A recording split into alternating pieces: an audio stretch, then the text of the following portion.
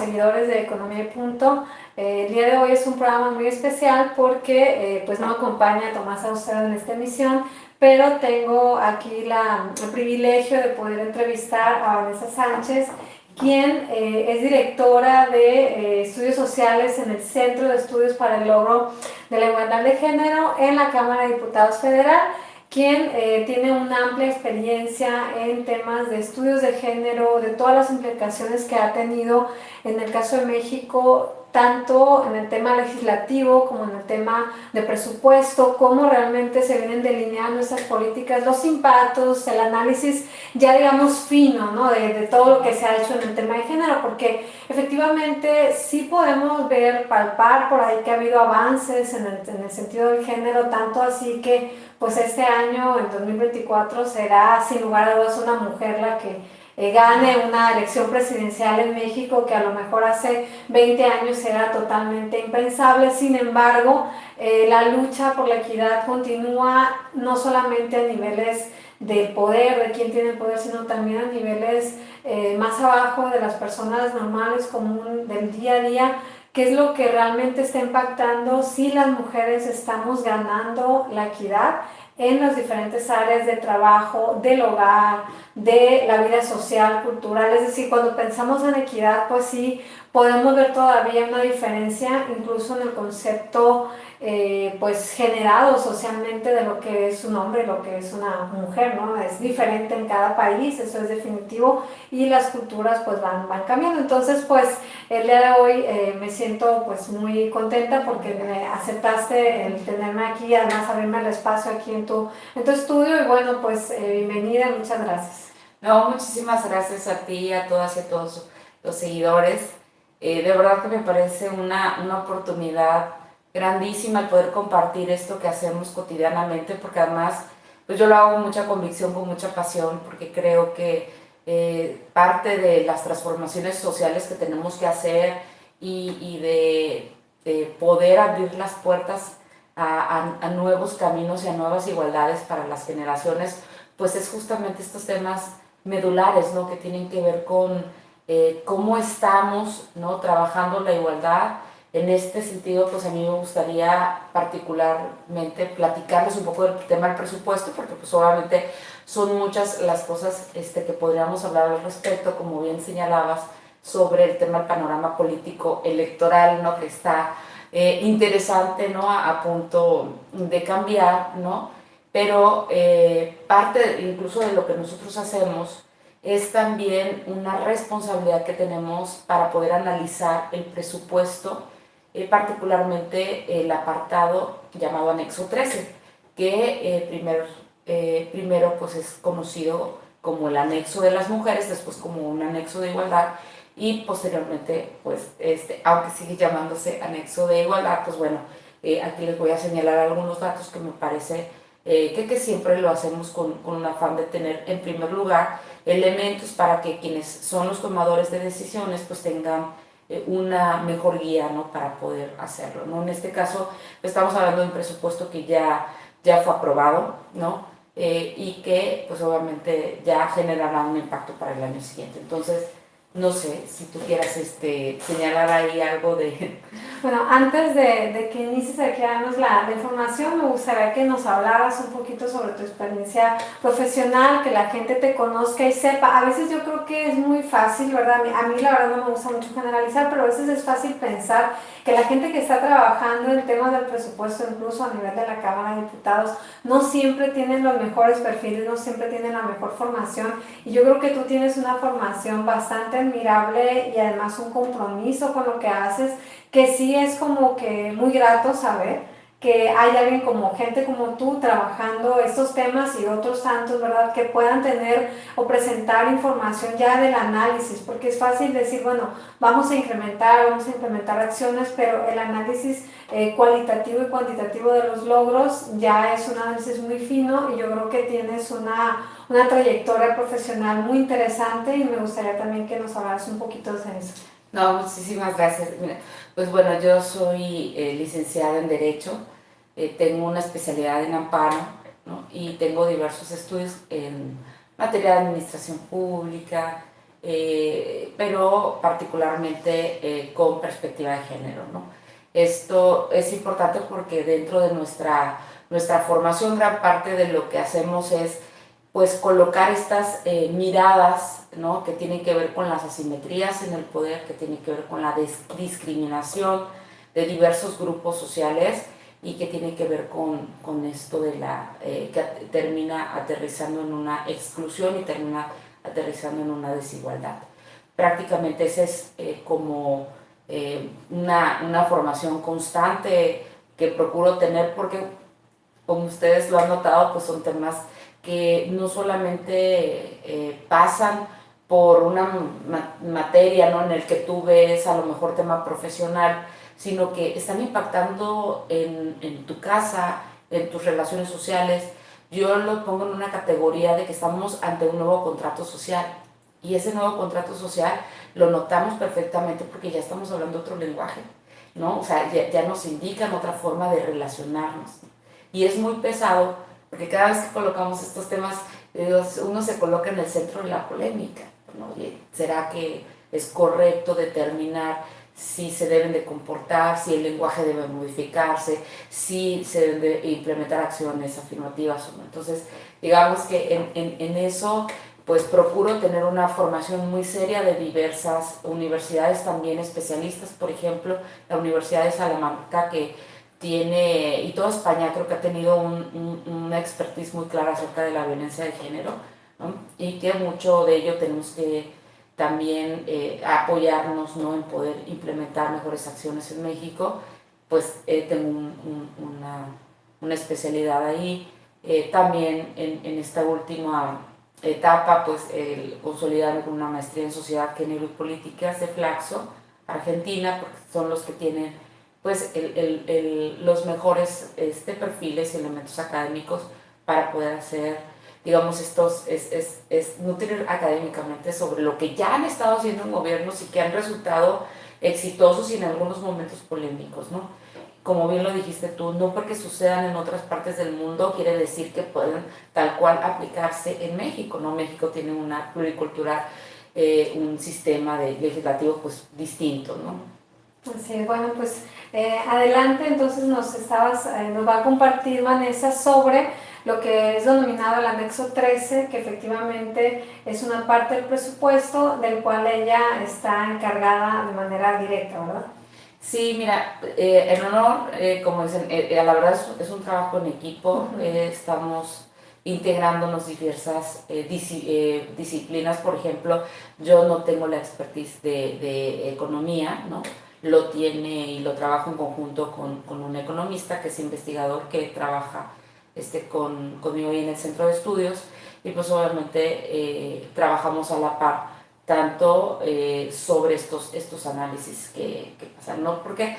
Porque lo vemos los sesgos que también luego tienen nuestras carreras, es una realidad, ¿no? Es decir, que tengas el perfil económico no quiere decir que puedas colocarte lo que nosotros llamamos los lentes violetas y poder detectar esto, que me parece a mí bien interesante, que eso es un trabajo, insisto, ya dado, ya está aprobado aún con todas las recomendaciones, pero que sí muestra un poco de lo que sucede, pues obviamente en el ámbito, ¿no? de nuestro trabajo cotidiano, ¿no? Nosotros de manera regular hacemos, previo al análisis del presupuesto, hacemos un análisis, ¿no? Considerando lo que ya se ha aprobado, pero también cómo se va ejecutando el gasto, porque la oportunidad de apoyar al legislador y a la legisladora es que el presupuesto se sientan apoyados en todo momento, ¿no? Porque esto no acaba cuando haces una propuesta o un proyecto o cuando la apruebas, sino cómo vas tú ejecutando ese presupuesto. Y esto, al seguirlo en todo el tiempo, nos da elementos para poder hacer un análisis mucho más completo, ¿no? Es decir, por ejemplo, en esto que se presentó el año pasado, pues les decía, aquí lo interesante es que hay un apartado constitucional pues que nos dicen que el presupuesto de anexo 13 pues no puede bajar, ¿no? Esa es una obligatoriedad que tiene el legislador y la legisladora.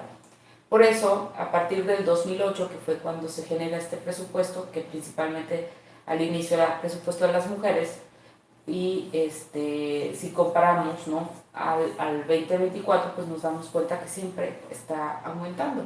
Ahora, ustedes lo saben perfectamente, ¿no?, que aumente en términos de presupuesto quiere decir que esté realmente bajo la inflación actual y bajo toda la situación económica, que verdaderamente estemos hablando de un crecimiento, ¿no? Que verdaderamente así sea. En términos nominales. En términos ¿no? O sea, nominales. lo nominal, otra cosa ya es lo real. Y aquí hacemos en ese sentido también un comparativo nominal, ¿no?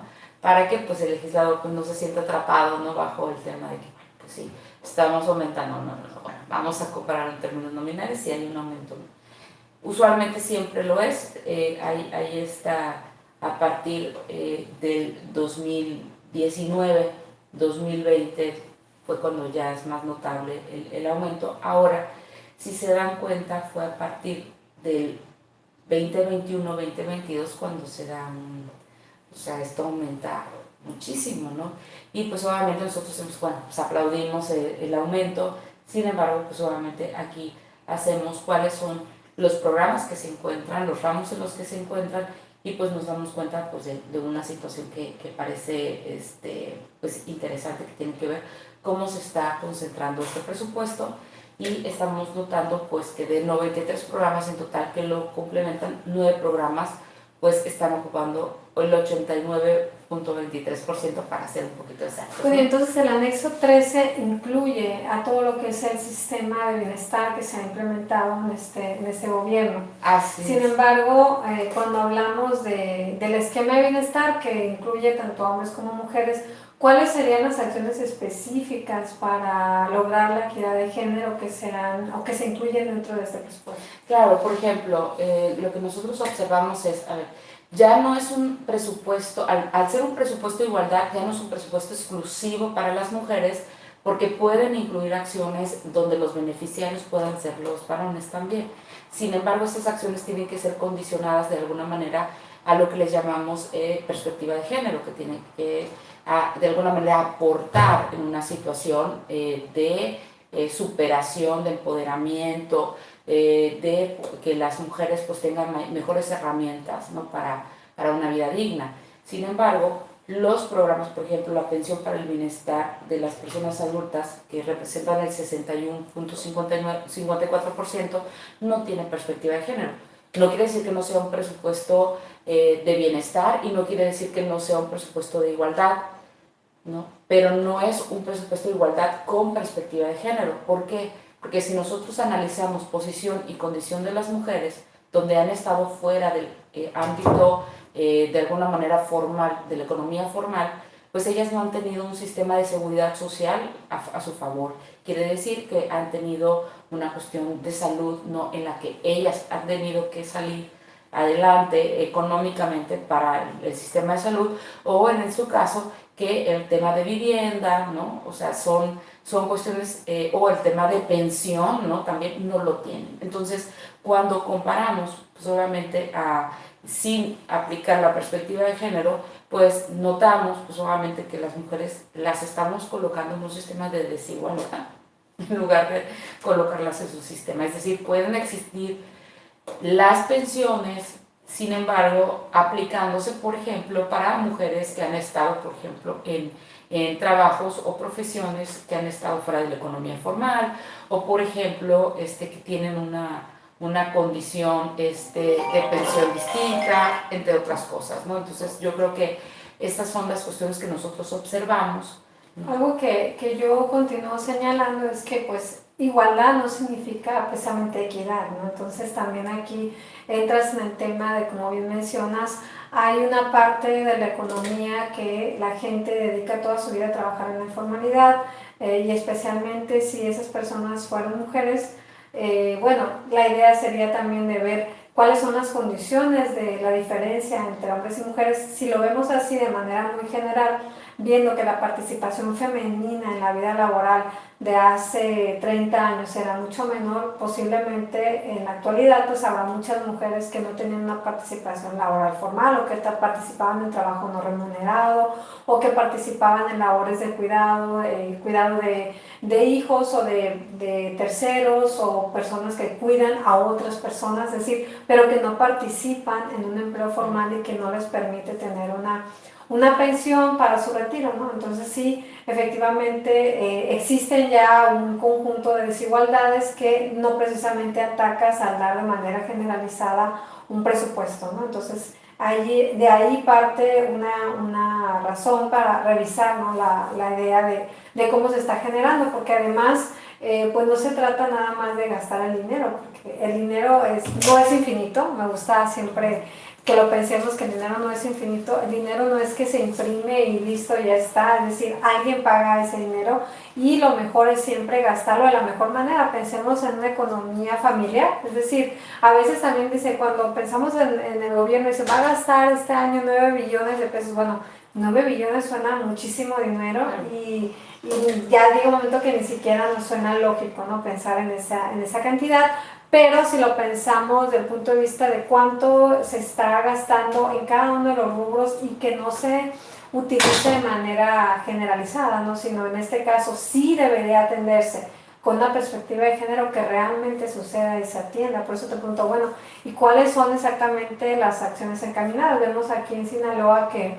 se crea la Secretaría de las Mujeres, que han venido trabajando muy fuertemente contra la violencia de género, ahí sí en el caso de Sinaloa, y sin embargo continuamos viendo todo este año, yo creo que vimos uno de los años más sangrientos en cuanto a muertes violentas de mujeres asesinadas por sus propias parejas, ¿no? Entonces, desde esa perspectiva, a veces las acciones económicas de dar un apoyo sustantivo a una persona quedan bastante cortas si eso no vemos complementado en otras muchas acciones. O sea, y a esa parte voy, es decir, qué tipo de programas están emprendiendo aquí con perspectiva de cómo orientar o formar a los varones, a las parejas, decir, una persona no te pertenece, no puedes quitarle la vida, porque al quitarle la vida a una persona es porque crees que tienes ese derecho, ¿no? Todos tenemos derecho a vivir, y que alguien nos quite el derecho de la vida, pues significa que está tomando algo pues primordial de nosotros. Entonces, ahí, ¿qué tipo de acciones o cómo evaluarías tú esta parte? Pues fíjate que a veces nos das materia para mucho, sí, pero, sí, sí. pero tenemos tiempo limitado, y lo que me parece importante puntualizar es que todo esto nosotros tratamos, por ejemplo, a partir del centro de estudio, es colocar sensibilización, ¿no? Porque hay algo que es muy concreto sobre el tema de dato mata relato, ¿no? Y tú lo acabas de señalar muchísimo, ¿no? Gobiernos, legisladores, legisladoras, etcétera, pueden hablar de acciones a favor de las mujeres, o funcionarias pueden hablar de acciones a favor de las mujeres, y como lo estamos viendo acá, sin que eso sea verdaderamente acciones que verdaderamente tengan un impacto, ¿no? Lo que nosotros tenemos que tener muy claro, y eso nos lo enseña la política pública, es decir, ¿qué de lo que estamos haciendo está generando un impacto? ¿No? Y tenemos que aprender, la política pública es para poder innovar, crecer, ¿no? Tiene que medirse, ¿no? Entonces, me parece que nosotros buscamos siempre estos elementos de indicadores para poder mostrar, ¿no? A través de las cifras, cómo es que estas acciones están impactando o no están impactando estas acciones, ¿no? Lo segundo es, como te señalaba hace ratito, este tema es tan complicado porque trabajamos bajo personas que están tomando decisiones, o personas que están alrededor de tomadores de decisiones que no están de acuerdo con el tema. O sea, es decir, que no lo consideran importante o no lo ven. O sea, hay quienes incluso confunden algunos temas, como por ejemplo dicen, bueno, están adoctrinando. Lo que es cierto es que sí hay algunas cosas que ya no podemos replicar, y que son necesarias de construir a partir, algunas, desde la política pública. Un ejemplo es lo que comentabas, por eso no nos podemos explicar que hay un aumento del 70% de feminicidios en Sinaloa, ¿no? Decimos, oye, pero estamos haciendo mucho. Bueno, ¿qué es lo mucho que estamos haciendo? Porque también es una realidad lo que sucede en funcionarios, ¿no? Ligados obviamente a un tema de acoso, hostigamiento, y que... Funcionarios con violencia también. ¿No? Funcionarios con violencia, y que se sale a la defensa a ultranza. O sea, ese es un metamensaje para las mujeres que quieren levantar un proceso a decir, no, aquí no podemos levantar un proceso porque se encubren entre ellos mismos.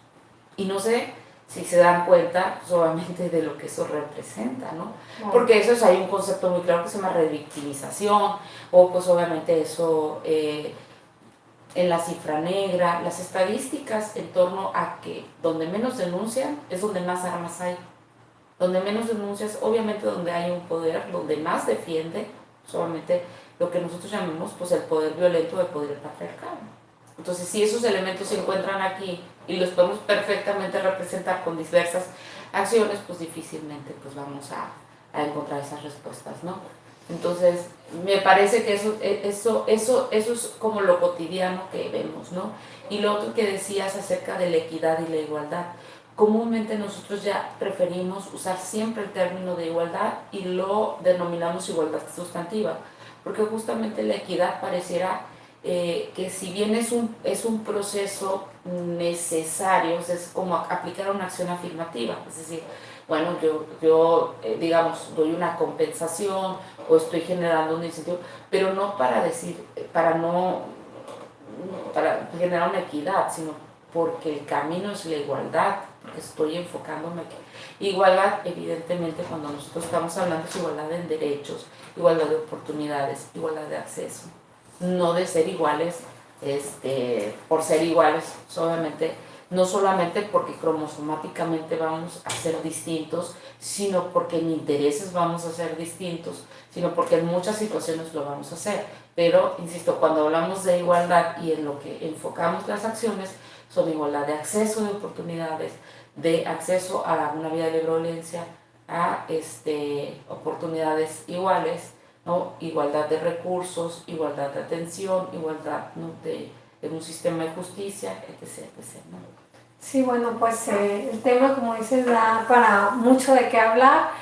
Yo creo que todavía en México tenemos temas pendientes en cuanto, por ejemplo, la regulación de la paternidad, es decir, el que un papá pueda quedarse también soltero y tener a su alrededor los medios que eso se lo permitan, porque a veces las mismas mujeres les quitan de las manos a sus hijos, a los hombres, y los hacen inútiles, ¿no? Es decir, definitivamente no siempre las razones de por qué un hombre no se involucra, por ejemplo, en la crianza de los hijos, o también el derecho le asiste muchas veces a las mujeres para tener la patria potestad de un hijo, y también a veces surgen situaciones en las cuales dejan en desigualdad a la otra parte, ¿no? Entonces, yo creo que en temas de igualdad sustantiva, en tema legislativo, todavía estamos pues lejos de lo que se vive en otras naciones, ¿no? Sin decir alguna en específico, pero bueno, yo quisiera que nos hablaras finalmente de cuáles son los avances que tú has visto, por ejemplo, del año pasado, si ves alguno, o en este caso retrocesos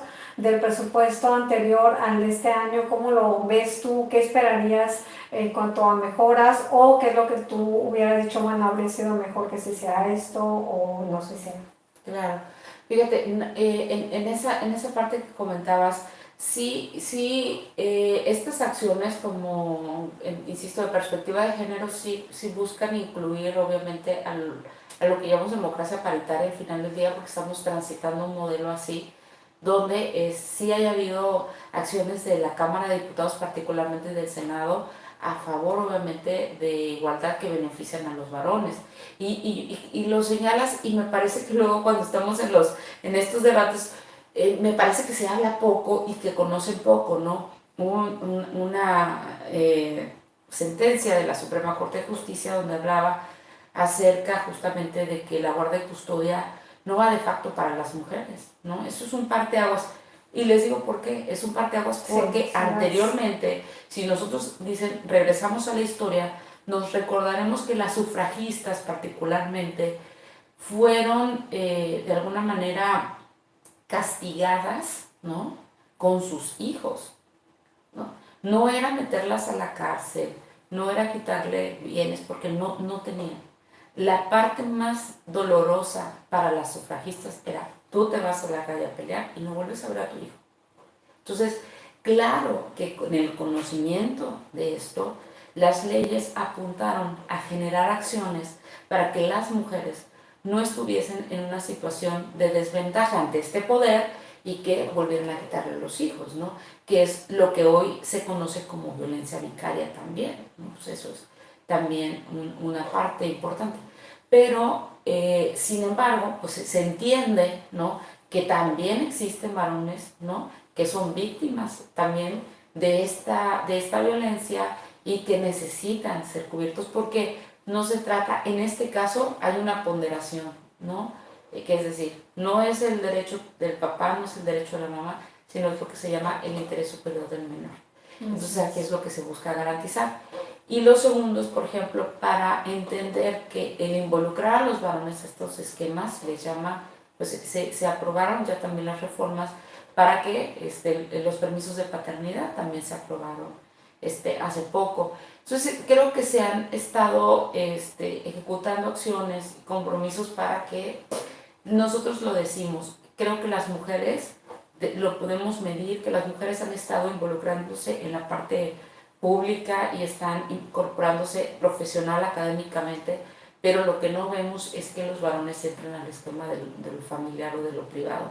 Y esto sí es preocupante, ¿no? Porque dices, a ver, ¿hasta dónde? Bueno, pues obviamente no solamente es la responsabilidad, obviamente, del seno familiar o de las parejas, ¿no? Sino la responsabilidad también del Estado, porque esto no lo hicimos nosotros solas, ¿no? Lo estamos haciendo en conjunto de una necesidad de una serie que nosotros hablamos de una serie de violencias y una serie de desigualdades que están ahí. Entonces necesitamos obviamente esa visión del Estado para poder apoyar a que esto se mueva, ¿no? En ese sentido, creo que hace falta, si me lo preguntaras, que esto se vea reflejado en el presupuesto y hay algo que todavía está en veremos, que es el Sistema Nacional de Cuidados. La OEA ha sido muy específica y ha estado acompañando a muchos países democráticos para decir, oigan, pongan atención porque México no es el único país, pero sí es de los países más grandes y que sí presenta desigualdades fundamentales como el tema del número de madres, que ya no les llamamos solteras, sino madres autónomas, ¿no? Que están ejecutando esto como jefas de familia y que pues se están haciendo cargo de esto y se están haciendo cargo de su profesión, se están haciendo cargo de las oportunidades públicas que se están presentando. Entonces, solamente esto es inabarcable, ¿no? Se necesitan mejores acciones para poder regular esta situación.